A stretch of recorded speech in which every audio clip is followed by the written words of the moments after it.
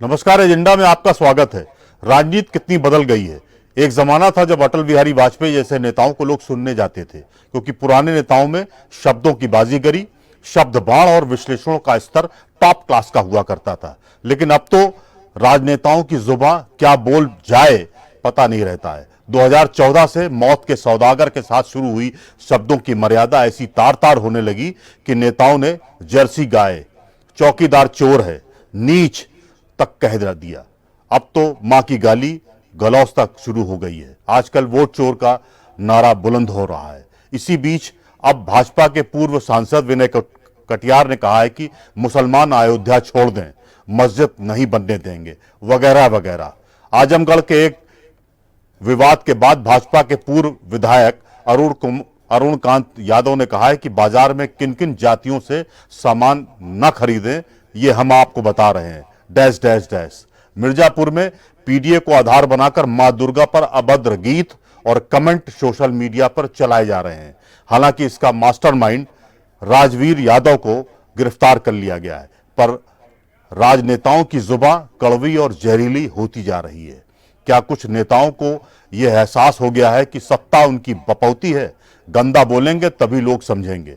क्या लोकतंत्र चिल्लाने वाले सोच रहे हैं कि हम जो भी जवाब देंगे वह लोगों को सुनना ही होगा? इसी पर एजेंडा में चर्चा करेंगे। चर्चा में बतौर मेहमान चिंतक विचारक professor doctor A B Jaiswal ji होंगे। दूसरी मेहमान डीबीएस कॉलेज की पॉलिटिकल साइंस की एचओडी डॉक्टर प्रीति सिंह जी होंगी। तीसरे मेहमान विचारक और राजनीतिक विश्लेषक रमेश चंद्र पांडे जी होंगे। आप तीनों मेहमानों का नमस्कार के साथ स्वागत है। डॉक्टर जायसवाल साहब, मैं आपसे ही शुरू करता हूं। सर जी, ये क्या हो रहा है? नेताओं की जुबान इतनी कड़वी और इतनी जहरीली के साथ साथ जो शब्दों की एक अपनी मर्यादा होती है, उसका एक अपना एक वेट होता है, वो तब आपको क्या लगता नहीं है कि वो बिल्कुल जमी दोष कर दिया जा रहा है? जायसवाल साहब। देखिए राजेश जी, जो पॉलिटिकल कल्चर है, अभी जो राजनीतिक संस्कृति है उत्तर प्रदेश और बिहार का, ये राजनीतिक संस्कृति में ऐसे लोग जिनका कोई पहचान नहीं है या पॉलिटिकल क्लास में कोई हिस्सेदारी नहीं है, वो इस तरह की बात करके चर्चा में आके वो हिस्सेदारी का डिमांड कर जी। वो चाह रहे हैं कि मैं ऐसी चीज बोलूं ताकि लोग चर्चा करें, मुझे पहचाने, मेरे को रिकॉग्नाइज करें, और सिर्फ ये सारी चीजें उनके पहचान के संकट का घोतक है। क्योंकि 14 के पहले कुछ बड़े नेताओं ने इसका उपयोग किया, मौत के सौदागर का, जर्सी गाय का, तो वो बड़े नेताओं से ट्रेंड सेट हुआ। और जो छोटे छोटे नेता हैं शहरों के, वो अपने को कैसे हाईलाइट करें, कैसे मेन स्ट्रीम में आने, उल्टा सीधा हरकत करके अपना रील वायरल करना चाहते, वो भी बस अपने को वायरल करने का एक प्रक्रिया। और ये प्रक्रिया इतना घातक है कि इससे समाज में क्या असर पड़ रहा है, वो नेता इसको सोच नहीं रहे कि हमारे इस अपने को वायरल करने के प्रक्रिया में समाज का मैं कितना नुकसान कर रहा हूँ, देश का कितना नुकसान कर रहा हूँ, युवा पीढ़ी का कितना नुकसान कर रहा हूँ, इसके बारे में वो बिल्कुल विचार नहीं कर रहे। और स्वाभाविक तौर पे समाज को ऐसे लोगों को आइडेंटिफाइड करके उनको रिकॉग्नाइज करने की जरूरत ही नहीं, उनको वेट देने की जरूरत ही नहीं। ऐसे लोगों का बाइकाट करने का जरूरत है, बहिष्कार जरूरत है कि सामान्य जन में इस तरह का भाषा एक्सेप्ट नहीं होता। हमको इसके लिए लोगों को अवेयर करना पड़ेगा, तब ऐसे लोग बाहर होंगे और समाज के में शांति व्यवस्था बनी रहे। मैं पांडे जी आपसे सवाल करना चाह रहा था। प्रीति जी, मेरी आवाज आ रही है क्या? पांडे जी आपसे सवाल करते हैं। प्रीति जी की आवाज की कोई प्रॉब्लम है? पांडे जी, क्या राजनीति में शुचिता आप देख पा रहे हैं कि बची है, या नेताओं का ये किस तरह का घमंड है कि वो कुछ भी बोलेंगे और कुछ भी कहेंगे, सबको सब समझ में आ जाएगा? देखिए, सुचिता तो देखिए आज के जमाने में बेमानी है। हाँ। हर आदमी, हर नेता जो है रातों रात राजनीतिक क्षितिज पे छा जाना चाहता है। हाँ हाँ। अच्छा, कुछ जो जिनका अस्तित्व नहीं है वो इस तरीके जी। की बयानबाजी करके प्रिंट, चाहे सोशल मीडिया हो या और मीडिया हो, उसमें छा छा जाता है। अच्छा, नकारात्मक चीजों को ही ज्यादातर, चाहे वो प्रिंट मीडिया हो या उसको तवज्जो देते हैं। अब हाँ जैसे हाँ। सबसे छोटा उदाहरण, चौकीदार चोर वाला आपने कहा था, हाँ वोट हाँ। चोर। अब देखिए, वोट चोर वगैरह का क्या अस्तित्व है, कहीं कुछ नहीं है, लेकिन एक हाँ। फर्जी नरेटिव बना करके वो छाना चाहते हैं। और सबसे बड़ी बात ये, जो मीडिया है उसी को ज्यादा डिस्कशन करता है, उसी को ज्यादा तवज्जो देता है। तो ये एक नीचे भी मैसेज आता है, भाई ये नीचे लोग कर रहे हैं, चाहे कटियार हो या कोई और हो जो जाति के नाम से खरीदारी वगैरह की बात करता हो, जी। तो जबकि इनका अपने सामाजिक उसमें कोई जगह नहीं होनी चाहिए इस तरीके के लोगों की। हाँ हाँ। लेकिन देखिए चल रहा है भाई, जो आजकल माहौल है उसमें चल रहा ही है। ठीक कह रहे हैं आप, ठीक कह रहे हैं। मैं आता हूं पंडित जी जसपाल साहब, मैं एक थोड़ा सा आपसे जानना चाह रहे थे। एक शुचिता होती है, कुछ मर्यादा होती है, कहीं बैरियर होता है, एक डेकोरम होता है।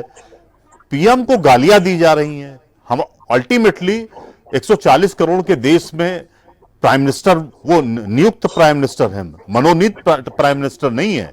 उनको जनता ने चुना है और 2014 में उनके नाम की घोषणा हुई थी, बाकायदा उनको चुना गया। अब फिर उनको तरह तरह के विश्लेषणों से उनको नवाजा गया, तरह तरह के बारे में उनके खिलाफ चीजें कही गई, एडवर्स कमेंट किए गए, उसकी भी एक लिमिटेशन क्रॉस कर दी गई। आपको क्या लगता है ये कैसा लोकतंत्र है जहां, या फिर ये क्या आपको लगता है कि इस तरह का लोकतंत्र जिसमें तमाम सारे बोलने की आजादी हो, वहां नाजायज फायदा भी उठाया जा रहा है क्या? जायसवाल साहब। देखिए, बोलने की आजादी का फायदा नुकसान पे मैं बाद में आऊंगा। जो आप ये कह रहे हैं कि प्रधानमंत्री को टारगेट किया जा रहा है, ऐसा नहीं। आप इसे प्रधानमंत्री को टारगेट होना नहीं मानिए, ये जी। टारगेट हो रहा है भारत का लोकतंत्र। ये टारगेट हो रहा है भारतीय संविधान में जो वाक्य और अभिव्यक्ति की स्वतंत्रता है वो। ये टारगेट हो रहा है जो आर्टिकल 21 हमको गरिमापूर्ण जीने का अधिकार देता है वो। जी। इसमें टारगेट हो रहा है भारत का समाज, भारत का नागरिक। इसमें प्रधानमंत्री नहीं, प्रधानमंत्री कोई खुद नहीं बना। उस जी। लोकतांत्रिक प्रक्रिया से, संवैधानिक प्रक्रिया से, संविधान के व्यवस्था के अंतर्गत वो व्यक्ति नियुक्त हुआ। व्यक्ति कौन है वो महत्वपूर्ण नहीं। और अगर आप उनको गाली देते हैं, उस पद को गाली देते हैं, तो उस पूरे डेमोक्रेटिक प्रोसेस को, पूरे संवैधानिक आप कर रहे हैं। और ये बात इस देश को समझना हो। और ये कौन लोग कर रहे हैं? जो एक पारिवारिक पृष्ठभूमि से राजनीति में आए, चाहे वो आरजेडी के लोग हों, हाँ। चाहे वो कांग्रेस पार्टी के लोग हों, चाहे वो जी। समाजवादी पार्टी के लोग हों, ये सारे दूसरी तीसरी पीढ़ी के नेता हैं जिन्होंने न पार्टी बनाई है, न पार्टी के लिए संघर्ष किया है, न जनता से कनेक्ट रहे।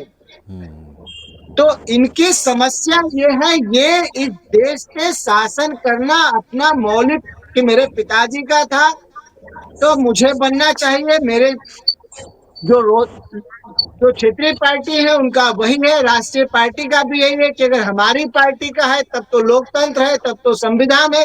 और दूसरा बन गया तो सारी संस्थाएं खराब, या खराब, सारा समाज खराब। तो ये हमला एक्चुअली भारत के लोकतांत्रिक प्रणाली पे, लोकतांत्रिक वैल्यू सिस्टम पे, जी जी जो जी। लोकतांत्रिक तरीके से सत्ता परिवर्तन होता है, ये हमला उस पे। और बहुत गंभीरता से मीडिया को ये चर्चा प्रधानमंत्री सेंट्रिक न करके इस पूरे लोकतांत्रिक ढांचा पे जो इस तरह से हमला हो, ठीक कह रहे हैं आप। इसको केंद्र बनाना चाहिए, ताकि देश के लोग अपने लोकतंत्र के प्रति अवेयर हो कि मतलब इतना बोलने की आजादी है कि आप सीधे हिट कर रहे हो संविधान को, सुप्रीम कोर्ट को, न्यायपालिका को, इलेक्शन कमीशन को। जो आपके पक्ष में नहीं देता आप उसको हिट कर देते और कह रहे हो कि देश में लोकतंत्र खतरा में। इससे ज्यादा लोकतंत्र दुनिया में कहाँ है? इससे ज्यादा आप कहाँ बोल सकते? जी जी जी। तो ये बहुत बड़ा मुद्दा है देश का कि ये व्यक्ति पे नहीं है, लोकतांत्रिक ठाव पे हमला है। भारतीय नागरिक के उस विवेक पे हमला है जो वो डेमोक्रेटिक प्रक्रिया में भाग लेके वोट देके सरकारें बनाता। आप उसके विवेक पे हमला कर रहे हैं। तो ठीक ये है। हमला को उस संदर्भ में माना जाना चाहिए, और ये हमला मीडिया पे भी है, गोदी मीडिया के नाम पे। तो ठीक है। ये सारी संस्थाओं को इस पूरे हमला का मुकाबला करने के लिए इनके खिलाफ एक बड़ा विमर्श शुरू करने का जरूरत है कि इस तरह का जो भाषा है, न ये लोकतंत्र के लिए सही है, न लोकतांत्रिक संस्थाओं के लिए सही है। व्यक्ति आते जाते रहेंगे, संस्थाएं हमारी अगर लोकतांत्रिक मजबूत रहेंगी, उसकी विश्वसनीयता कायम रहेगी, तभी हमारे देश में लोकतंत्र कायम रहेगा। और ये पूरा कोशिश लोकतांत्रिक संस्थाओं के विश्वसनीयता को डैमेज करने का, जिसका पुनर्जोर विरोध होना चाहिए। डॉक्टर साहब, आपने बहुत सिलसिलेवार तरीके से बहुत अच्छा विश्लेषण भी किया है। मैं आपके साथ रहूंगा भी। पांडे जी, एक चीज आपसे भी जानना चाह रहे थे। जी हाँ। सामान्य तौर पे हमारे संविधान में यह माना जाता है कि प्रिंट मीडिया और इलेक्ट्रॉनिक मीडिया, वैसे तो इलेक्ट्रॉनिक मीडिया उस जमाने में नहीं हुआ करता था, ये माना जाता है कि चौथा खंबा है, चीजों को कंट्रोल करने वाला भी और तमाम सारी चीजों को उजागर करने वाला भी प्रिंट मीडिया रहेगा। लेकिन आज के आधुनिक युग में सोशल मीडिया वो चौथे मीडिया या चौथे खंबे की तरफ जा रहा है। उसने उस चीजों पर आप कह लीजिए कि जो कमी थी उसको पूरा कर दिया और सोशल मीडिया चौथा खंबा बन गया है। इसी तरह की चीजें अभी लद्दाख में परसों हुई हैं। सोनम वांगचुक वैसे तो वो समाज सेवी थे, पर्यावरणविद थे, लेकिन उनकी तमाम शब्दावली इस तरह की आई। और नेपाल को थोड़ा एग्जाम्पल देते हुए जेनजी ने वहां पर मजे का इस तरह का काम कर दिया कि वहां आगजनी हो गई, तमाम और घटनाएं हो गई, पथराव हुआ, सब कुछ हुआ और स्वतंत्र प्रदेश चाह रहे हैं वो। लेकिन क्या आपको लगता है कि इस तरह की चीजों की आजादी अब गलत मोड पे जाने लगी है क्या, पांडे जी? नहीं, ये जो वांगचुक प्रकरण हुआ है भूटान वगैरह में, लेह लद्दाख में, इस तरह की घटनाएं बहुत दुर्भाग्यपूर्ण है। ये वास्तव में जैसे भी डॉक्टर साहब कह रहे थे, ये भारत के संविधान पे हमला एक तरीके से है। जी जी। भारत के संवैधानिक जो संस्थाएं हैं उन पर हमला है। अब देखिए, ये कोई वांगचुक ने जो किया नया नहीं है। ये राहुल गांधी एंड कंपनी, जो जिसको बोला जाता है सोरोस के टूल किट हैं, ये सब लोग शुरू से लगे हुए हैं। वो आप ध्यान दीजिए, 2014 के बाद जिस दिन मोदी गवर्नमेंट ने शपथ ली थी, उसके अगले दिन से ही इन वामपंथियों और ये जो टूल किट है इनका, टुकड़े टुकड़े गैंग का, ये चालू हो गया था अगले ही दिन। तो ये लगातार चलता चला आ रहा, कभी जादवपुर यूनिवर्सिटी, कभी जेएनयू, कभी कुछ। अच्छा, और इस बीच ये राहुल गांधी को तो ऐसा लगता है कि कहीं जाकर के थाईलैंड वगैरह में ट्यूशन वगैरह लेकर के आते हैं, कुछ भारत के संविधान और भारत की सुपारी लेकर के आते हैं, तो वो यहाँ पर इस तरीके का राग लापना चालू कर देते हैं। तो वांगचुक ने कोई नया नहीं किया, वो उन्होंने लीक पकड़ ली राहुल गांधी की। अब आज आपको पूरे राज्य का दर्जा चाहिए, वो प्रोसेस चल रहा है। पहले कश्मीर के साथ में स्थित थी, बहुत बुरा हाल था। उसके बाद अलग स्टेटस दिया गया दोनों, जम्मू कश्मीर का और आपको अलग अलग दिया गया। वार्ता भी चल रही है, आज और कल भी थी वार्ता। उसमें आपको अपनी बात रखना चाहिए, उसके 15 दिन पहले ही आपने सब चालू कर दिया। अच्छा, एक चीज और है, सबसे बड़ी बात, सीमाई प्रांत है वो, लेह लद्दाख वगैरह, जम्मू कश्मीर वगैरह, इस पे पूरी स्वतंत्रता देनी भी नहीं चाहिए। क्योंकि ये वो एकदम निरंकुश होकर के, जब अभी ये हाल है कि आकर के वहां पे 15 से धरना दिए हैं, कांग्रेस का एक आदमी जाकर के, अब ये हाई कमान, जो कांग्रेस का हाई कमान है, उससे इन्होंने संदेश इनको मिला या क्या किया, वहां जलाने लगना, ये एक भारत में भ्रम पैदा कर देना कि जो नेपाल और बांग्लादेश में हुआ है वो यहाँ पर भी चालू हो गया मोदी के अगेंस्ट में। लेकिन उन लोगों को ये भी मालूम होना चाहिए कि नेपाल और बांग्लादेश में जो हरकतें हुई हैं, उससे उनकी इकोनॉमी, उनकी परिस्थिति जो है, स्थिति जो है, वो 50 साल पीछे चली गई है। और यहाँ पर जो विदेशी, जो उस तरीके के सोरोस हुआ और इसी तरीके के लोग जो हैं, वो नहीं चाहते। इवन आजकल देख लीजिए, अमेरिका नहीं चाहता है कि भारत जो आगे उभर करके आज जिस तरीके से उभरती शक्ति दिख रहा है भारत, ये लोग नहीं चाहते हैं। अच्छा, टूल बनाए हुए हैं यहाँ के, जो अभी डॉक्टर साहब ने कहा था कि जो पारिवारिक पार्टी हैं, इनका 2004 के बाद पत्ता साफ हो गया, क्योंकि जनता ने भी देखा कि इन्होंने केवल अपने परिवार का पालन पोषण किया है, 4-7 पुश्तों का इंतजाम किया है और उन्होंने मोदी को दिया।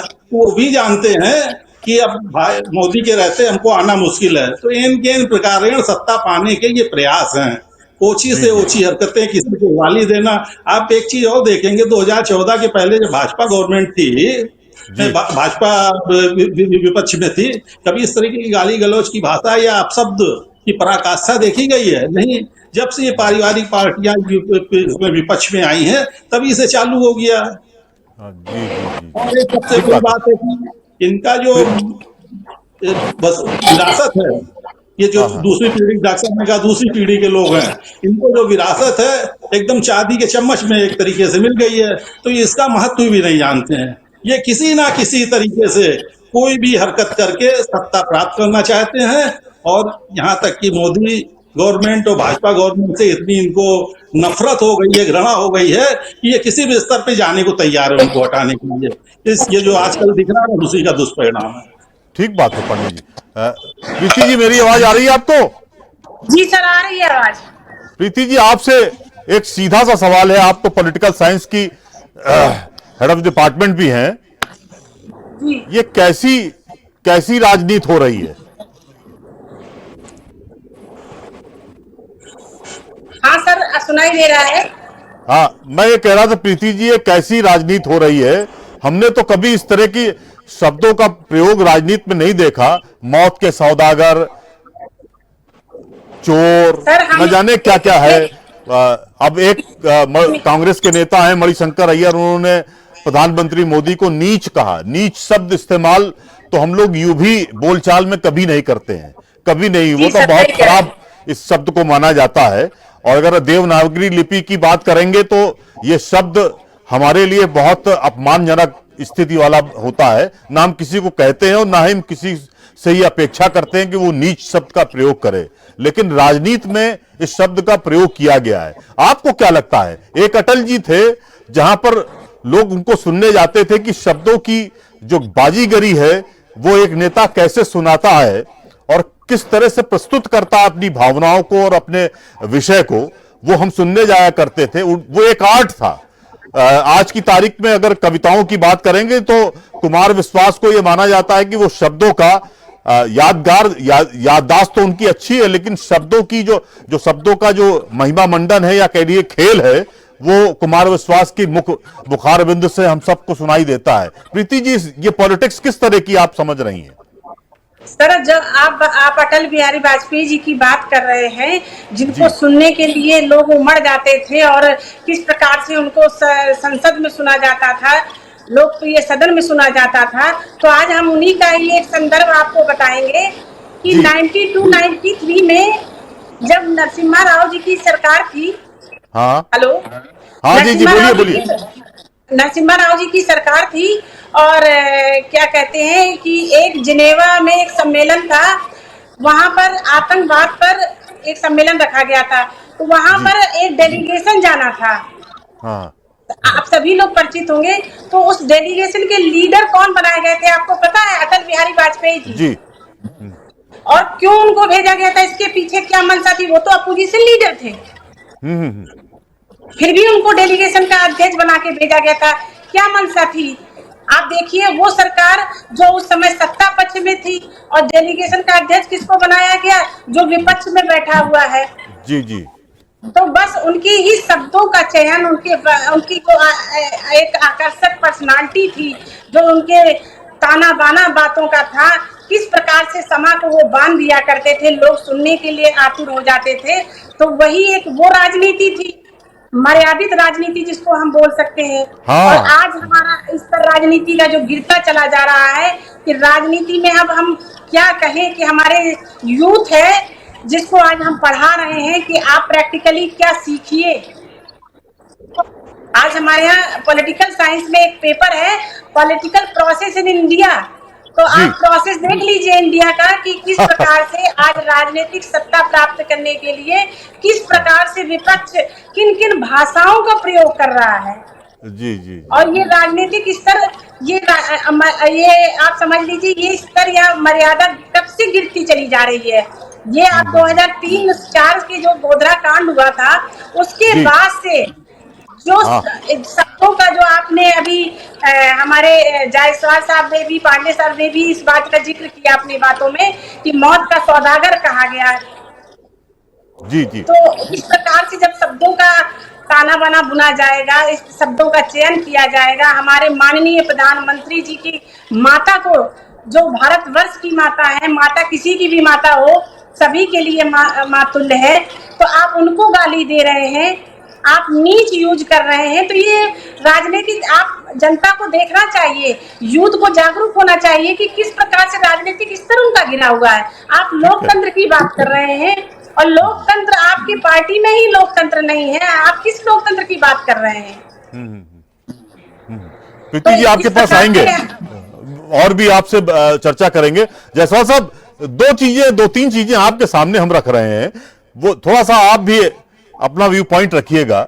सुप्रीम कोर्ट के आदेश के बाद, सुप्रीम आदेश के बाद वक्फ को मामले को लेकर भारत बंद की तैयारी हो रही है। तमाम तरह की उसमें मुस्लिम लीडर्स की तरफ से टिप्पणियां आ रही हैं। जिन शब्दावली का प्रयोग किया जा रहा है वो ऐसा लगता है कि इस पूरे मामले को एग्जेगरेट करना चाहते हैं। इस मामले पर कहीं ना कहीं दिशा उस तरह की चाहते हैं जो नेपाल में हुई है, नंबर एक। दूसरा, पीडीए के चक्कर में देवताओं को भला बुरा कहा जा रहा है। मिर्जापुर में तो बाकायदा एक घटना हुई है जिस पर नवरात्र का मौसम है, माहौल चल रहा है, मतलब दुर्गा जी को तमाम तरह से उनका हुलिया बदला गया, ऐसे ऐसे एडजेक्टिव का इस्तेमाल किया गया है, और वो भी एक नेता हैं, और वो कहीं ना कहीं वो सब कुछ पीडीए के चक्कर में हो रहा है कि पीडीए का जो लेवल है वो ये है, और पीडीए की सोच उसमें दर्शाई जा रही है। क्या आपको लगता है पुलिस के एक्शन भर लेने से ये सब चीजें खत्म हो जाएंगी क्या? और जिस तरह से चीजें खराब हो रही हैं, पॉलिटिक्स इतनी खराब हो रही है बयानों के परिप्रेक्ष्य में, क्या आपको लगता है इस पर अब पब्लिक को सोचना नहीं चाहिए कि कौन क्या बोल रहा है और कौन क्या कह रहा है और कौन क्या अपनी मंशा जाहिर कर रहा है? डॉक्टर साहब प्लीज।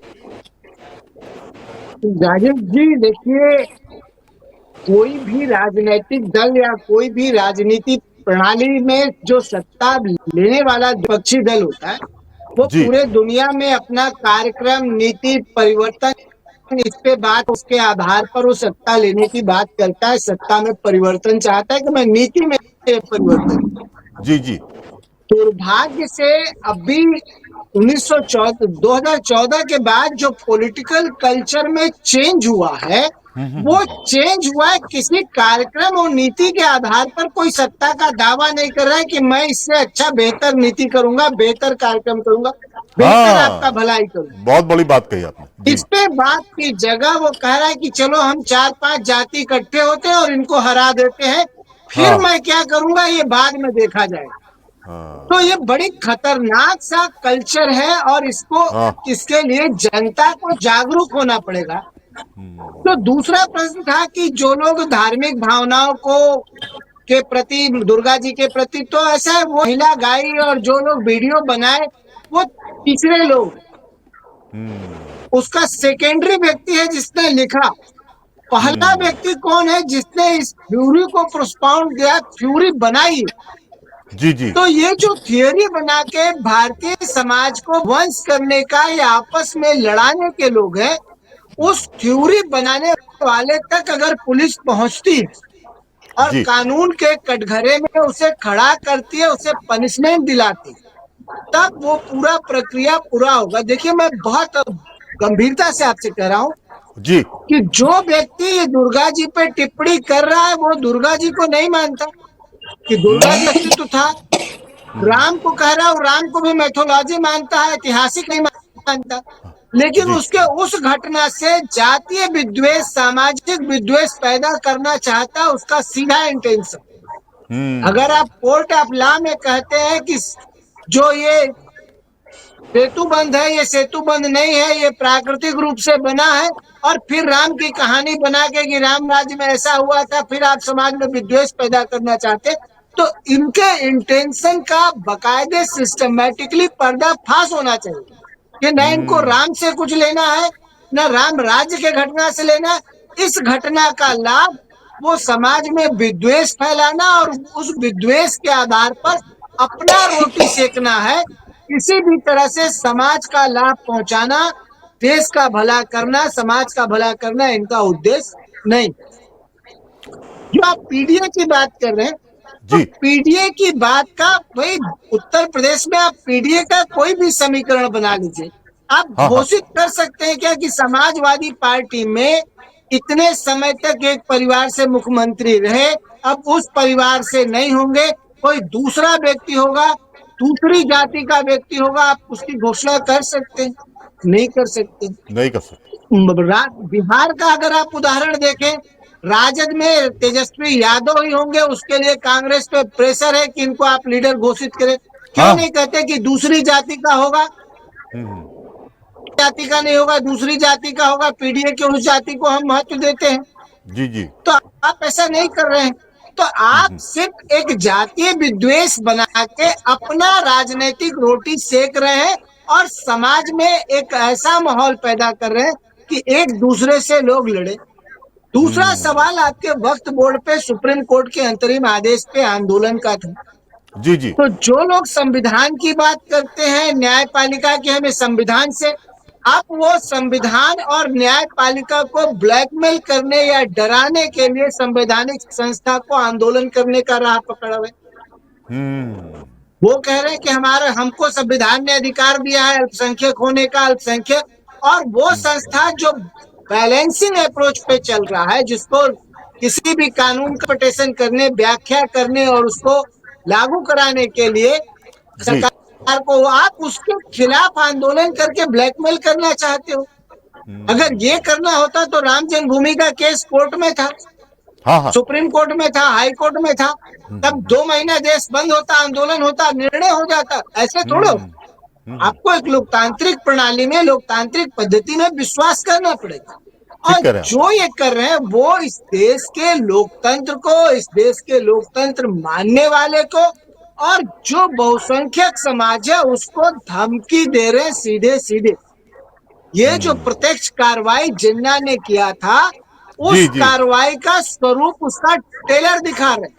और शासन को भी और समाज को भी बहुत जागरूकता से इस पे एक्शन लेना चाहिए, उसको समझना चाहिए कि हमारा पॉलिटिकल क्लास किस तरह अपने नैरेटिव के लिए इस देश में एक व्यक्ति को संविधान के खिलाफ, लोकतांत्रिक संस्थाओं के खिलाफ और बहुसंख्यक समाज के खिलाफ खड़ा कर रहा है। इसको, इस देश को समझना पड़ेगा और उसको पॉलिटिकल प्रोसेस से, डेमोक्रेटिक प्रक्रिया से उस प्रोसेस को कुंद करना पड़ेगा। ठीक कह रहे हैं, बहुत अच्छी बात आपने कही। पांडे जी, मैं आपसे थोड़ा सा जानना चाह रहा था, कल एक इंसिडेंट हुआ है, आजम खां जेल से बाहर आए और तमाम सारी चीजें हुई, अब वो आपने देखा ही कल क्या परसों, और उसके बाद भीड़ भी गई, तमाम सारी बातें भी आई परसों उनके, और उसके बाद वो रामपुर भी गए। आपको क्या लगता है कि भारत माता को डाइन कहने वाले का इस तरह से महिमा मंडन, इस तरह से स्वागत किया गया है, क्या आपको लगता नहीं है कि ये देश किस दिशा में जा रहा है? मतलब अभी भी ऐसे लोगों को पूरा प्रशय मिल रहा है, पूरा समाज उनको साथ दे रहा है, समाज का ही तो एक वर्ग उनके साथ है ना, तो वो हिंदू मुस्लिम की बात नहीं है, लेकिन उनकी फॉलोइंग तो है ना। ऐसे कड़वा शब्द का इस्तेमाल करने वाले लोगों के साथ तो कम से कम इस पूरे प्रदेश के लोग हैं ना। तो ये कैसी पॉलिटिक्स है कि मतलब आप गाली भी देंगे, गाली के बाद हमारा महिमा मंडन भी होगा और हम आपका साथ भी देंगे। तो साथ वो भी जब एफआईआर के बाद आप जेल गए और जेल से जब आप रिहा हुए, तो रिहा होने के बाद भी उनका इस्तकबाल इस तरह का हुआ है कि शायद और भी नेताओं का नहीं हुआ होगा। पांडे जी, ये किस तरह की पॉलिटिक्स इस स्टेट में चल रही है, या ये कह लीजिए कि पूरे देश में भी चल रही है? पांडे जी देखिए ये आपके प्रश्न में ही उत्तर भी है साथ में। जी जी। भारत माता को डायन कहने वाला एक आदमी 2 साल लगभग जेल में रहा। निश्चित रूप से आपराधिक मामला है। हाँ। कोर्ट ने जमानत देने की जहमत नहीं उठाई, नहीं जरूरी समझा। माता को डायन कहने वाला आज को तो नहीं कहा उन्होंने। भारत हाँ, माता कई को साल डायन पहले कहने कहा के था। बाद यहाँ के हिंदुस्तान की यूपी की जनता ने ही उनको चुन करके भेजा हाँ विधानसभा। उन्होंने जनता की ओर से कानून बनाया। अब हाँ इससे हाँ बड़ा दुर्भाग्य क्या होगा। हिंदुस्तान में जुडिशरी भी है, शासन प्रशासन भी है। भारत माता को डायन कहने वाला बाद में जाकर के वहां जब विधानसभा में कानून बनाएगा तो आप अपेक्षा क्या रखेंगे। इसमें समाज क्या कर सकता है। समाज का तो यह है कि उसने देखा थोड़ा बहुत किसी चीज के पेट्रोल के दाम, प्याज के दाम, ये सब हुआ, वो बहुमत इसी तरीके के लोगों का करीब हो जाता है और जाकर के सत्ता बनाए। उन्होंने डायन कहा या कुछ भी कहा। आपको याद जी होगा एक प्राइम मिनिस्टर को एक महाशय ने गला काटने की बात कही थी। हाँ बाद हाँ में हाँ। कांग्रेस पार्टी ने उसको सांसद बना दिया। आज तक क्या हुआ। संवैधानिक पोस्ट पे बैठे हुए आदमी की इस तरीके से धमकी देना और उसके बाद जुडिशरी शासन प्रशासन का कुछ ना कर पाना, यही हाँ सड़ी हाँ। गली व्यवस्था का सबसे बड़ा जिम्मेदार है। देखिए, जब तक लोकतंत्र है निश्चित रूप से है, लेकिन लोकतंत्र जब निरंकुश हो जाता है तो भीड़ हाँ तंत्र हो जाता है। तो आजकल ये जो छोटी छोटी पार्टियां, पारिवारिक पार्टियां हैं, ये सब निरंकुश हैं। देखिए संविधान की किस तरीके से धज्जियां कांग्रेस ने उड़ाई। उसके बाद ये सब संविधान बचाओ पिछले लोकसभा इलेक्शन में नैरेटिव इन्होंने सेट किया, हाँ कामयाब हाँ हुए, उसका असर नहीं पड़ा। हाँ। भाजपा गवर्नमेंट पार्टी को उसका खामियाजा भोगना पड़ा। अब दोबारा ये चालू किया इन्होंने वोट चोर। वोट चोर क्या, आप याद करिए यूपी और बिहार वगैरह में बैलेट पेपर छोड़िए, बैलेट हाँ बॉक्स लूट लिए जाते थे। हाँ बिल्कुल। पूरा पोलिंग बूथ लूट लिया जाता था। किस तरह मोहर, अरे आज को देख लीजिए, वेस्ट बंगाल में स्थित देख लीजिए। जी जी। तो हम तो ये देख रहे हैं कि जो डकैत है वो वोट चोरी की बात कर रहा है। अरे आप वोट चोरी की बात कर रहे हैं तो कम से कम वहां जहां कर्नाटक में जीते, महाराष्ट्र में जीते, आप वायनाड में जीते, आप यूपी में इधर जीते, पहले आप अगर चोरी करके आए तो रिजाइन कीजिए, तब इस तरीके का प्रश्न उठाइए। तो ये जी चीजें हैं, बड़ी व्यवस्था बिगड़ी हुई है। अब इसकी जिम्मेदारी केवल जनता तो खैर देख ही रही है, जनता भावना में बह करके भी वोट देती है। सबसे बड़ी जिम्मेदारी शासन प्रशासन की है और उससे बड़ी जिम्मेदारी जुडिशरी की है। अब कितने साल पहले उसने गर्दन काटने की बात की थी। हाँ हाँ अब वो जो उदयपुर का जो बढ़ई का वो जो टेलर हाँ का हाँ। जो गर्दन उतार दी थी, आज तक 4 साल से उसका डिसीजन ना पाना क्या मैसेज समाज में देता है। न्यायिक व्यवस्था का सबसे बड़ा एक उद्देश्य ये भी है कि सजा दीजिए, लेकिन साथ में उससे बड़ा उद्देश्य है समाज में मैसेज जाए। कम से हाँ कम ठीक बात। दूसरा जो है डर की वजह से उस तरह काम तो ना करे। तो ये चीज सभी को मिलकर के करनी होगी। बाकी सोशल मीडिया पे अंकुश भी कोई भी हो, निरंकुश तो कोई हो ही नहीं सकता लोकतंत्र में। जजेस की भी अपनी सीमाएं हैं, उनको सीमा में रह करके करना पड़ता है। शासन प्रशासन हर चीज, हर एक को एक सीमा में रह करके, मीडिया हो या सोशल मीडिया हो, थोड़ा अंकुश। मीडिया वगैरह का एक ये है कि उस करना चाहिए कुछ इस तरीके का बना करके, क्या करना क्या नहीं, कितने स्तर तक जाना। सोशल मीडिया पे तो बहुत ज्यादा जरूरी है। देखिए नेपाल वगैरह में जो विद्रोह ये सब हुआ, सोशल मीडिया में निरंकुश होने की वजह से हुआ। जी जी तो जी। ये हम सभी की जिम्मेदारी बनती है, चाहे जुडिशरी की ज्यादा बनती है, इसलिए कि उसको डिसीजन देना होता है। और डिसीजन अगर जल्दी मिलेगा तो ये जो गर्दन उतारने वाले और ये गाली गलौज करने वाले, चाहे दुर्गा माता जी के गाली दे रहे हैं, क्यों दे रहे हैं भाई, किस वजह से दे रहे हैं। हम महादेव को मानते हैं, कोई दूसरे को मानता है, अच्छी बात है, आप अपने उनको मानिए, हम महादेव को मान रहे हैं, हम दुर्गा जी को मान रहे हैं, लेकिन हम किसी के ऊपर कमेंट तो ना करें ठीक कि है। आपका ये पहले अपना देखें, सामाजिक सौहार्द से रहें। बस एक चीज जरूर है कि कम से कम मेरी नियत जिस भी धर्म से संबंधित है, जिस वर्ग से संबंधित है, मेरी नियत दूसरे को दीमक की तरह की चाटने की नहीं होनी चाहिए। आप चाहे महादेव, चाहे दुर्गा या कुछ भी हो, सामाजिक समरसता रखेंगे तो सबके लिए ठीक है।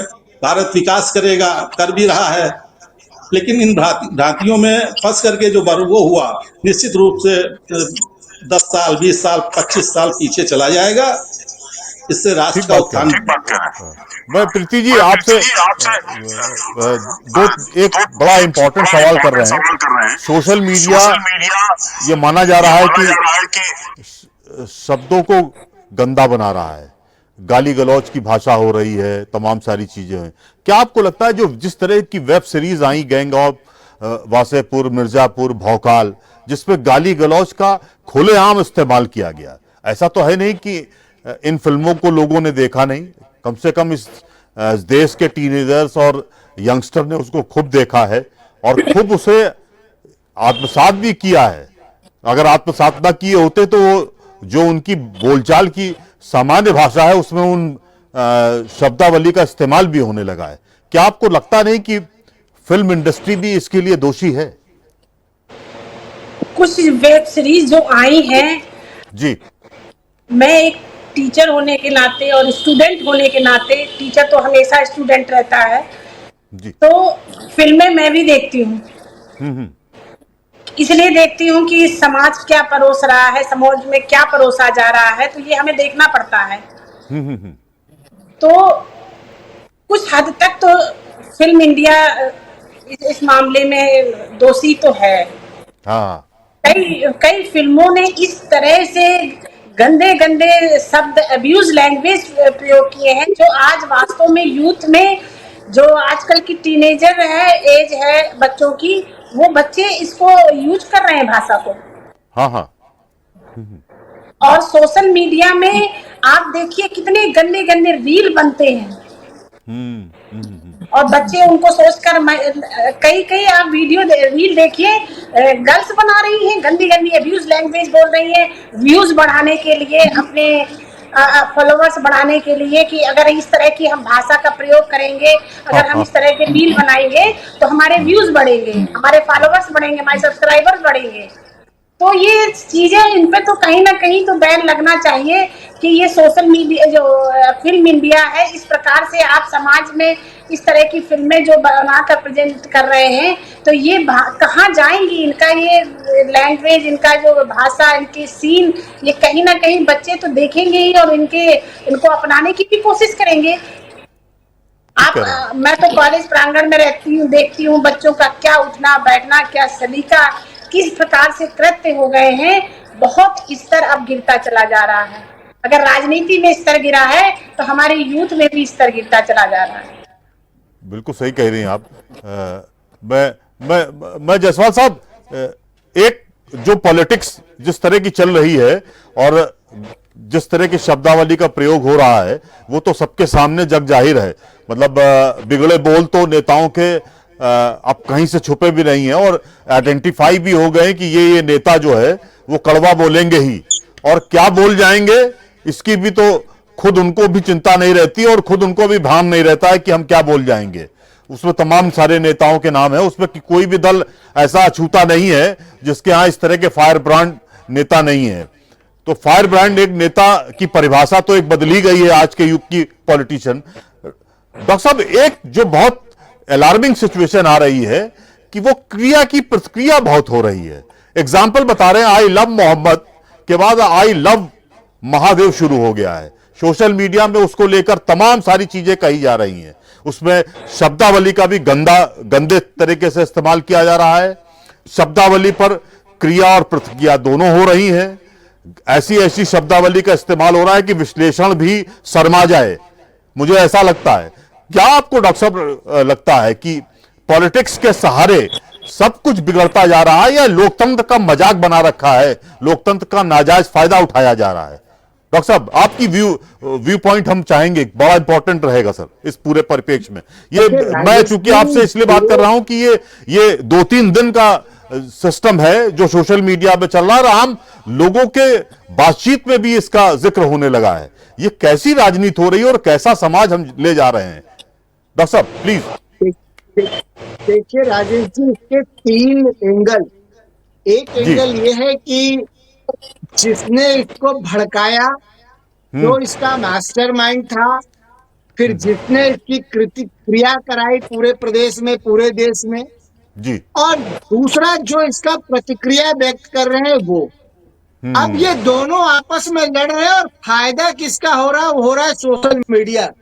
आप जितना भी पोस्ट करेंगे, जितना भी चीजें लिखेंगे, उससे वो सोशल मीडिया कंपनियां जो हैं पैसा बना रही, उनका रेवेन्यू जनरेशन बढ़ता है, उससे उतना लाइक बढ़ेगा, उतना ऑनलाइन मैटर चलेगा, आप उतनी रील बनेंगे तो स्वाभाविक है कि उनका रेवेन्यू जनरेशन बनेगा और आपका जो युवा प्रोडक्टिव काम में लगता वो प्रोडक्टिव काम में नहीं लगेगा। अगर प्रोडक्टिव काम में लगेगा तो इन बहकाने वालों के जाल में वो नहीं फंसेगा, फिर वो अपने रोजी रोटी के बारे में सोचेगा, जो सही काम है उस दिशा में जाएगा। तो जो पॉलिटिशियन होते हैं, जो छोटे छोटे ब्लॉक में पॉलिटिशियन हैं, वो हर समय अपना कंट्रोल बनाए रखने के लिए कोई ना कोई ऐसा विवादित एक्ट करते हैं जिससे कि विवाद बना रहे और उनका कंट्रोल कम्युनिटी पे बना रहे। जब तक कि इसको सही तरीके से समझा नहीं जाएगा, राजनैतिक तरीके से और सोशलॉजिकल दृष्टिकोण से, तब तक इसको लीगल टूल से इसको हल नहीं किया जा सकता। और पॉलिटिकली सोशियोलॉजिकली इसको समझ के उस ग्रुप को अवेयर करने की जरूरत है कि ये आपको आई लव मोहम्मद या आई लव महादेव, अब महादेव को तो संस्कृत भाषा आता है, जहां तक मैं जानता हूं उनका सारा मंत्र संस्कृत में है। मोहम्मद साहब के बारे में मेरे को ज्यादा जानकारी नहीं, तो पता नहीं वो अंग्रेजी कब पढ़ ली और कब वो महादेव आई लव में समझ रहे हैं या नहीं समझ रहे हैं, ये बड़ा मुश्किल है। तो जो ये मोमेंट चला रहे उनको ये बात समझना है कि इसका फायदा किसको हो, और वो व्यक्ति जो इसका मेंटर है वो आपको कर रहा है दूसरा सोशल मीडिया कंपनियां, और आप अपने युवा का जो प्रोडक्टिविटी है, जो सामाजिक लाभ हो सकता था, आप उस लाभ को कम करके भारत को कमजोर कर रहे। इस तरह के पॉलिटिकल तत्व को पहचानना, उनको न्यूट्रलाइज करना, पॉलिटिकल दृष्टि से भी, लीगल दृष्टि से भी, सामाजिक दृष्टि से भी बहुत बड़ा जिम्मेदारी है समाज का। और ये तब होगा जब मीडिया भी अवेयर हो, लोग भी अवेयर हो, प्रोफेसर भी विद्यार्थी को बता सके, ताकि वो जो छोटे, अब आपको एक एग्जांपल देता हूं, इस समय एक बड़ी नेता है, उन्होंने कहा कि अगर हरिजन गांधी जी के बारे में एक बड़ा अभद्र टिप्पणी किया था, मुलायम सिंह और बसपा की सरकार थी, सपा बसपा की मिली जुली, ठीक है, गांधी जी पे एक किस गांधी जी शैतान की औलाद है, ये टिप्पणी की गई थी, और उस टिप्पणी की प्रतिक्रिया ने एक नेता को बड़ा नेता बना दिया। तो आपको किस क्रिया का प्रतिक्रिया व्यक्त करना और कहाँ बिना प्रतिक्रिया व्यक्त किए उसको समाप्त करना है, ये हमारे पॉलिटिकल कल्चर को सीखना पड़ेगा, लीगल कल्चर को भी सीखना पड़ेगा कि हमें कैसे क्रिया को प्रतिक्रिया में नहीं बदलने देंगे, यही समाप्त करना है। और इसके लिए बहुत जरूरी है कि जो भी एजेंसियां समाज में काम कर रहे हैं, स्कूल, कॉलेज, मीडिया, पुलिस, सरकार, वो ऐसे लोगों को न्यूट्रलाइज करे, उनका बाइकाट करे, उनको न्यूट्रलाइज करे, ताकि सामाजिक सौहार्द बना रहे। क्योंकि इसमें सारे में कोई इसमें वो व्यक्ति शामिल होता है जो छुटभैया हो, और उसके पीछे एजेंसी बड़ी होती है। जैसे मैं आपको एक एग्जांपल दूं कि गाजा में इस समय बहुत सारे लोग मर रहे हैं। गाजा में बहुत सारे लोग मर रहे हैं, उनका रोज फोटो आता है कि वहां खाद्य पदार्थ की कमी हो गई, बच्चे मारे जा रहे हैं, लेकिन कोई ये नहीं कह रहा है कि इजरायली बंधक को भी छोड़ दो, वहां बंदूक का सप्लाई उनको, आतंकवादियों को बंद करो, और गाजा की लड़ाई अगर एक तरफ बंदूक नहीं होगा, दूसरा थक जाए, नहीं करेगा, उसको छोड़ दोगे। तो ये जो नैरेटिव है कि ये छोटे छोटे लोगों के पास चीजों को, जैसे नक्सलवादी है, उनके पास बारूदी सुरंग पहुंच जा रहा है, वो बारूदी सुरंग आर्म्स पहुंच जा रहे, वाकी टाकी पहुंच जा रहा है, और फिर दिल्ली में बैठ के बड़े बड़े इंटेलेक्चुअल, पत्रकार, प्रोफेसर ये कह रहे हैं कि वो गरीब है, वो पर्यावरण और अपने हक की लड़ाई लड़ रहे। अरे भाई, वहां बंदूक पहुंच जा रहा है, वाकी टाकी पहुंच जा रहा है, चलो कुछ दिन चल के वहां पढ़ा लिखा के उनको मुख्यधारा में शामिल कर दिया जाए, वो ये काम नहीं करते। तो ये समझने की जरूरत है और इस तरह के विखंडनवादियों का पर्दाफाश करने का जरूरत, ताकि समाज का समरूपता बना सके और फिर भारत विकसित हो सके। ठीक इसके कह रहे पीछे हैं आप। बहुत सारे लोग हैं कि भारतीय समाज विकसित न हो, और किसी भी समाज के विकसित न होने का कारण उसका आपसी द्वंद, भारत के गुलाम होने का भी कारण आपसी द्वंद, जी जी आपसी अहंकार। तो जातीय अहंकार पैदा करिए, आपस में एक ग्रुप को दूसरे ग्रुप से लड़ाइए और एक ग्रुप दूसरा ग्रुप से लड़ता रहेगा, तो भारत अपने आंतरिक समस्याओं में उलझा रहेगा, जैसा कि युद्ध के समय था, और वो ग्रोथ नहीं कर पाएगा और आर्थिक ग्रोथ नहीं करेगा।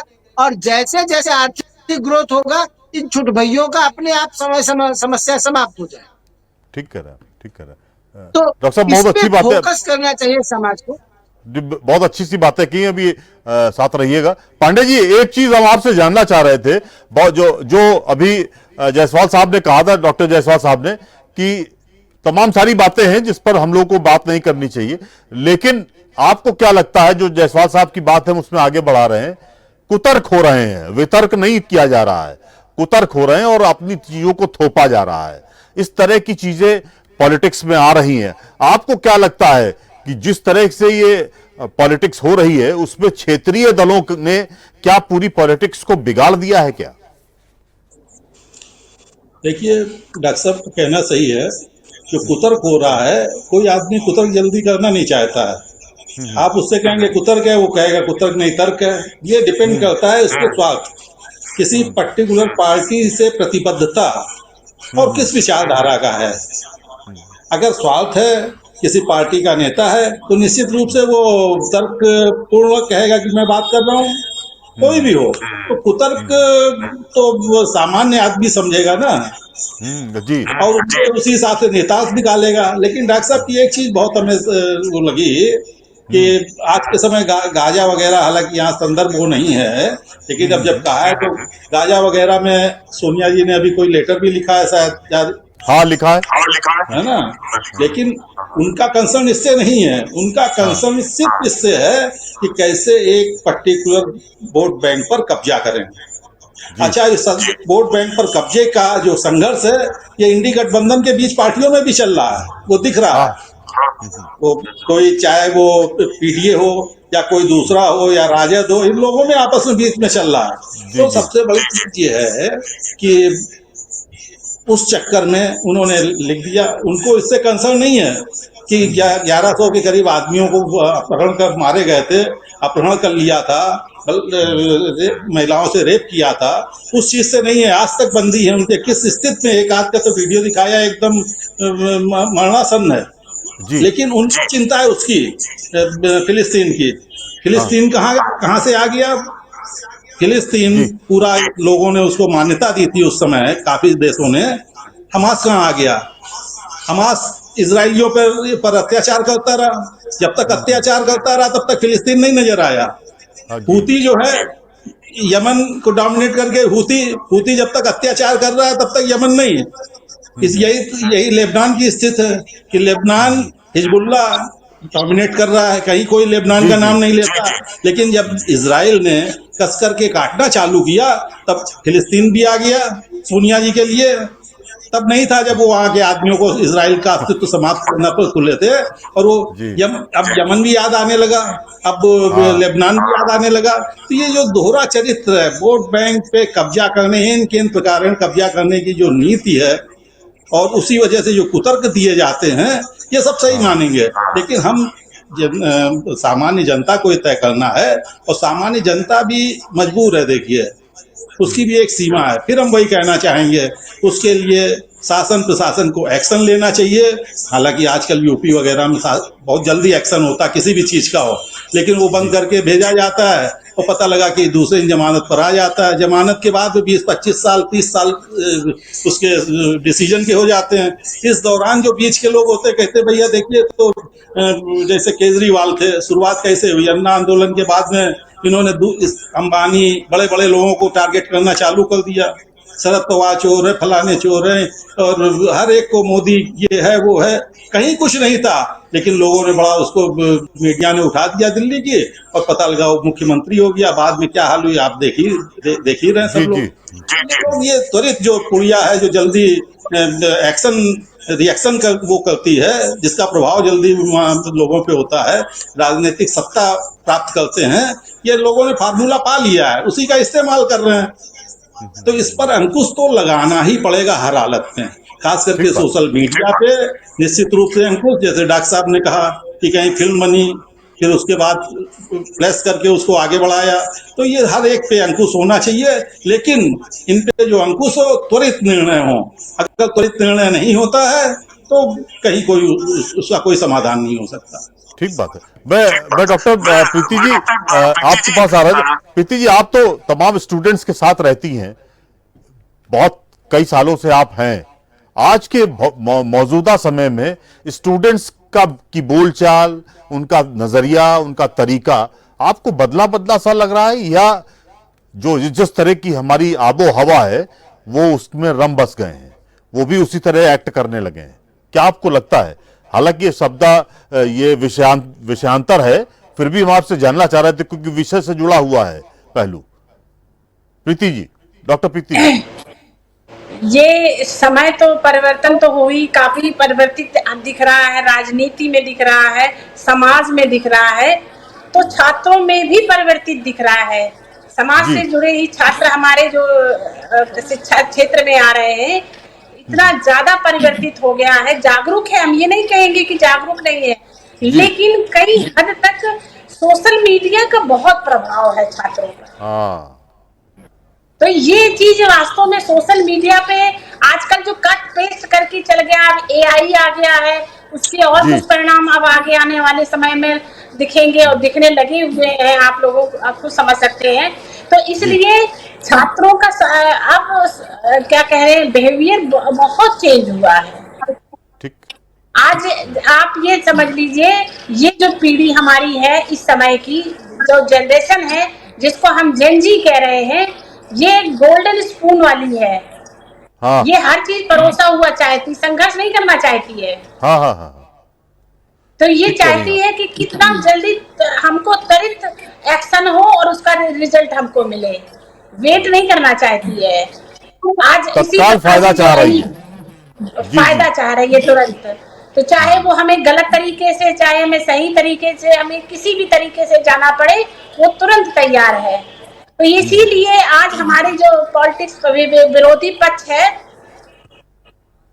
छात्रों का साथ, युवा का साथ बहुत ज्यादा आजकल बोल रहे हैं कि हम उनके साथ हैं, हम उनके साथ चले। किस प्रकार से भटका सके? वो सत्ता में नहीं आ पा रहे हैं, सत्ता को आप अपने वो सत्ता में नहीं बैठ पा रहे हैं, तो लेकिन वो युवा को भटकाने में लगे हुए हैं। हमारे देश की यूथ को कहीं दूसरी दिशा में मोड़ने में लगे हुए हैं, कहीं सही राह में नहीं ले जा रहे हैं। ठीक कह रही हैं। आप ये समझिए, आज हम एक बात इसी से इतर कहना चाहते हैं कि एक जी। समय था कि जब राजनीतिक शिष्टाचार हुआ करता था। हाँ, आज हाँ। राजनीतिक शिष्टाचार समाप्त हो चुका है। एक शब्द ये और हम जोड़ना चाहेंगे कि राजनीति में कि तब विपक्ष दल और सत्ता पक्ष दोनों साथ में बैठ के डिनर भी करते थे, और कभी कभी विश्व स्तर के विदेश नीति से स्तर से रिलेटेड अहम मुद्दों पर बैठकर बातें भी किया करते थे। लेकिन आज का विपक्ष देख लीजिए, बात करने का ही उनको सहूर आप देख लीजिए तरीका नहीं है, किस शब्दों का वो प्रयोग कर रहे हैं। तो हमारे यूथ को आप क्या शिक्षा दे रहे हैं, किस राह पे आप लेके आ रहे हैं? और आज छात्र हमारे जो विभिन्न पार्टियां, ऐसा नहीं है प्रेसिडेंट के इलेक्शन खत्म हो चुके, उसके बाद भी विभिन्न पार्टियां कहीं ना कहीं धीरे धीरे बिहाइंड द सीन एंट्री करते हैं, बच्चों को उकसाने के लिए कहीं कुछ ना कुछ उनका रोल चलता रहता है। लेकिन आजकल का यूथ ऐसा है कि वही चीज कि अपने क्षणिक लाभ के लिए कर गुजरने के लिए भी तैयार रहता है। तो हम लोग उनको क्लासेस में बच्चों को हर तरह से समझाते हैं, बुझाते हैं किस प्रकार से अपने गोल्डन पीरियड को से निकलकर आपको अपना करियर बनाना है। ये आपका समय जो है, ये गोल्डन पीरियड चल रहा है, इसमें आप जो चाहेंगे वो प्राप्त कर सकते हैं। इसलिए ये आबो हवा में मत रहिए, और इस प्रकार से हमने छात्रों को ओरिएंटेशन क्लासेस भी वगैरह भी देते हैं कि बच्चे आए कॉलेज प्रांगण में इधर उधर न भटकते हुए, कहीं किसी के हाथे न चढ़ते हुए, कहीं पार्टियों के हाथ ना आते हुए अपने करियर पर ध्यान दें, अपनी यूथ को सही दिशा में लेकर जाएं। ठीक बात है। मैं डॉक्टर जायसवाल साहब फाइनल कमेंट चाह रहे थे आपसे, इस पूरे प्रोसेस में जो जिस तरह की राजनीति में शब्दावली का इस्तेमाल किया जा रहा है, और वो कड़वी भी है, जहरीली भी है और बहुत पिंच करने वाली भी है, क्या आपको लगता है कि शुचिता की तो बातें बहुत पुरानी हो गई, अब ये तो मुझे नहीं लगता कि राजनीति में ये कोई व्यवहारिक बात है कि शुचिता पे बात की जाए। शब्दावली पर जिस तरह से चीजें बिगड़ रही हैं, आपको क्या लगता है सोशल मीडिया ही इसका एकमात्र जिम्मेदार है? क्या आपको लगता है कि उस पर अब कड़ी नीतियां बनाने की जरूरत है क्या? ये फाइनल कमेंट आपसे चाह रहे हैं संक्षेप में सर। देखिए, सोशल मीडिया से ज्यादा बड़ा जो जिम्मेदारी है, जो हमारे पॉलिटिकल क्लास के लीडर हैं, वो जी। पढ़ना लिखना बंद कर दिए। आप पहले के जो लीडर देखेंगे वो हाँ, लिटरेचर ये तो पढ़ते आपने थे, बहुत बड़ी बात कह दी। और अब वो जो लीडर हैं वो पढ़ते लिखते नहीं। अब हाँ, जब बहुत बड़ी पढ़ते बात लिखते कही। नहीं है तो उनकी शब्दावली में कुछ ही शब्द, हाँ हाँ, उनके पास शब्दकोश बड़ा नहीं है कि वो अपनी बात अच्छे भाषा में तीखे शब्द कह सके। जॉर्ज वो फर्नांडिस कहते थे, अटल बिहारी वाजपेयी कहते जी थे, जी जी जी। चंद्रशेखर जी कहते थे। तो हाँ उनके पास शब्दकोश का बहुत कमी, और हाँ जब तक वो पढ़ेंगे लिखेंगे नहीं तब तक वो नहीं होंगे। और जो विद्यार्थी है आज का, उस हाँ विद्यार्थी के साथ भी समस्या है कि वो कट एंड पेस्ट पे है, वो एआई पे। जबकि हाँ, बहुत एआई बड़ी बात कह दी इसलिए आपने डॉक्टर वेस्टर्न साहब। दुनिया में आया जी कि जी वहां जनसंख्या कम हो गया था और डिजिटल डाटा को एनालाइज करना था। तो जी वो जी। एआई लेके आए कि उनके जनसंख्या का भी प्रॉब्लम सॉल्व कर देगा और डिजिटल डाटा एनालाइज करेगा, तो उनका आर्थिक डेवलपमेंट भी। भारत जैसे देश में उसके भाषा और उसके शॉर्टकट को करके आप सिर्फ लिटरेचर पढ़ेंगे तो आपका भाषा भी सही हो जाएगा और आप तीखे तरीके से हमला भी करने में सफल हो। आपने तो बड़ी नेताओं इंपॉर्टेंट को बात कही है।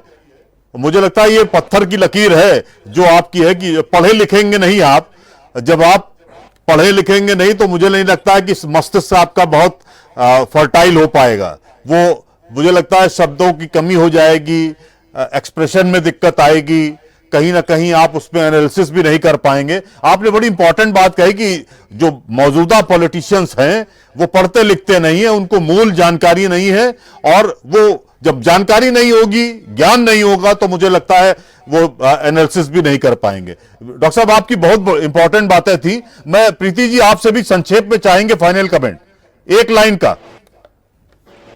देखिए, जायसवाल साहब ने, डॉक्टर साहब ने जो बात कही है, मैं जब रिसर्च स्टूडेंट थी तब से मैं भी इस बात से बहुत सहमत हूँ कि जो हमारे यहाँ के जो लीडर्स हैं, एक समय था जब 90s का दौर था, तब एक राजनीतिक नेता जो हुआ करते थे, लीडर्स होते थे, तो वो उनका कुछ स्तर था, है ना, बौद्धिक उनकी क्षमता बहुत ऊपर थी और उनका एक दार्शनिक अप्रोच था और उनके पास शब्दकोश बहुत था।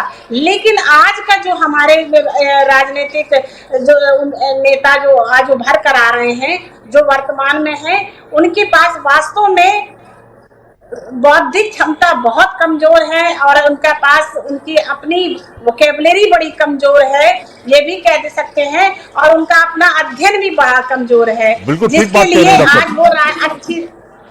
जी सर, बहुत बढ़िया बात आपने कही है। पांडे जी आपका फाइनल कमेंट क्या चाहे इस? निसंदेह पहले के लोगों में बौद्धिक क्षमता ज्यादा थी और मर्यादित थे, मर्यादा में रह करके बात करते थे। पढ़े लिखे, बौद्धिक क्षमता का मतलब पढ़े लिखे। लेकिन एक बात बताइए आप हमें, केजरीवाल कम पढ़े लिखे थे, आईआरएस रहे। हाँ पांडे जी, मुझे लगता है समय हमको इतनी इजाजत देता है। पांडे जी आपकी पूरी राय आ गई और मुझे लगता है तीनों मेहमानों ने बहुत अच्छी बातें कही। आप सभी तीनों मेहमानों का बहुत बहुत धन्यवाद। क्या ये सत्ता से बाहर रहने की खीज है जो आज तमाम लोगों के, तमाम नेताओं के जुबान पर आ जाती है? नेता राजनीति में शब्दों की मर्यादा नहीं रखेंगे तो कभी न कभी खुद भुगतेंगे। राजनीति क्या भौकाल का नाम है? शायद नहीं। ये जनता को समझना होगा, क्योंकि सत्ता की भूख खराब होती है, उसकी तड़पन से और वो तड़पन और बेहाल करती। चलते चलते बुलंदी देर तक किस शख्स के हिस्से रहती है, बहुत ऊंची इमारत हर घड़ी खतरे में रहती है। एजेंडा में कल फिर मुलाकात होगी। धन्यवाद, नमस्कार।